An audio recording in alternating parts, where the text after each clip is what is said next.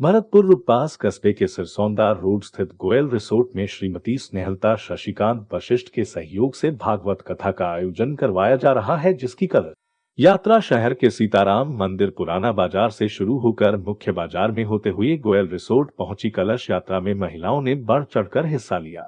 इस भागवत कथा का रसपान श्रोता पंडित लक्ष्मी नारायण शास्त्री रुदावल वालों के मुखार विंद से श्रवण कर सकेंगे। पंडित लक्ष्मी नारायण शास्त्री ने कहा, भागवत कथा सुनने मात्र से मनुष्य का कल्याण हो जाता है। भागवत कथा का समापन वंदना 25 सितंबर को होगा।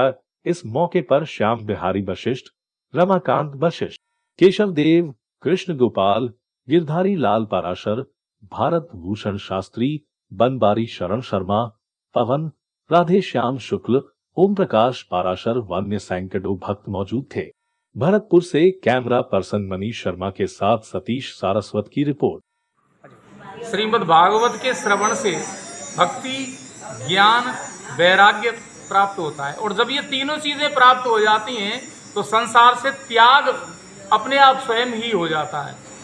इस प्रकार यही सार है। सच्चे भागवत श्रवण करना जीवन के उपरांत मृत्यु को संवारने का एक विशिष्ट साधन है।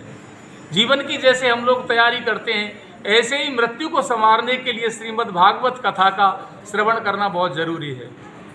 यही मनीषियों ने हमारे लिए बताया, क्योंकि इस श्रवण से हमारा मन निर्मल होता है और जिसका मन निर्मल हो जाता है उससे भगवान की प्राप्ति बिल्कुल सुलभ हो जाती है। क्योंकि निर्मल मन जन सो मोह पावा, मोह कपट छल छिद्र न भावा। इस प्रकार इस उक्ति को हमारे बड़े बड़े मनीषी विद्वान लोगों ने भी कहा है। एतद् देश प्रसूतस्य सकाशाद ग्रजन्मना स्वम स्वम चरित्रम शिक्षरेन पृथिव्याम सर्व मानवा।